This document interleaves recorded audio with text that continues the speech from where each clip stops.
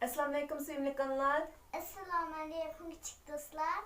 Bugun sizlarga o'tgan qitim sizlarga tanishtirgan Uyg'ur balla o'yinini, ya'ni ritm va so'z o'yinini ikkinchi xilini tanishtiramiz. Buningda faqatla ritm biroz murakkablashadi, lekin deyiladigan gaplar o'xshash bo'ldi. Agar sizlar buni biroz kichik yoshlardagilar uchun biz shunday qildik. Biroz cho'nglar o'ynagan vaqtinglarda buni o'zgarsanlar bo'ldi. Endi başlayalım. 1, 2, 3. 1, deyilip. 2, ışık.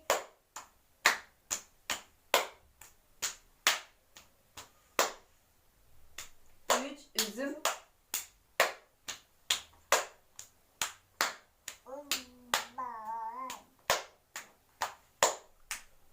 4, teşik.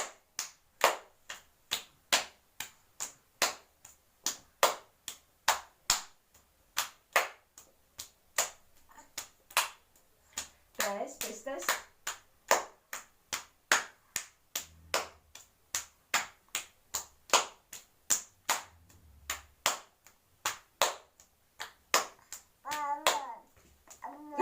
'Siz hatalaştınız.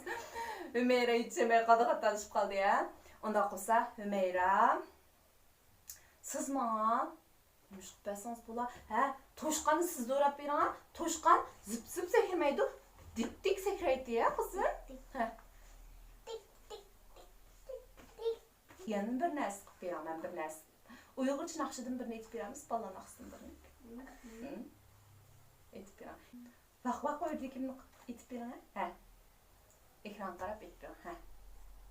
Mamuk çapan. Kentapang, ipek Çınırak. günikim.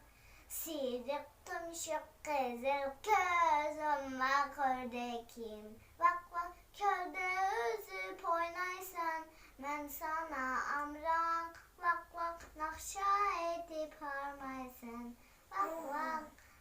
Bak. Kıldaysan her günü ekilip bana. Dan beri ben her kaçan vakti da sana. Körde üzüp oynaysan ben sana amran. Bak nakşa edip harmaysan. Bak.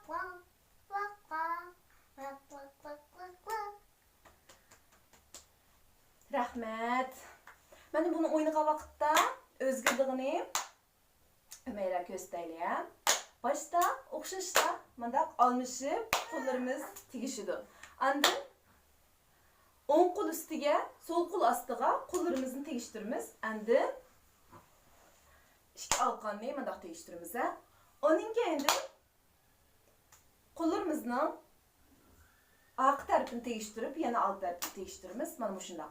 Yani bir degende bunundan birini kılımız. İki degen vaqtimizda bunundan ikkini qilamiz, ma'noda mı ikkini qilamiz. Mama özgermeydi. Bu o'zgarmaydi. 3 deganda mana bu shuningdan 3ni, ma'nodan 3ni, 4 deganda yana bu shuningdan 4ni, ma'nodan 4ni. Bu shunday qilib davomlashtirib ma'noda 10gacha. Endi kim xatolashib qolsa ya yetishmay 3 deganda 4ni qilib qolsa, 4 deganda 3ni qilib qolsa degandek, shunday bo'lgan vaqtda u qarshi tarafning talbiga asosan ma'lum bir hayvonni o'rab berdi yoki bir uyg'urcha naqsha, she'r, qo'shiq deganlarni aytib berdi. Amsa mishada oyoqlashtiraylik. Telefon tumadidi. Allohga mana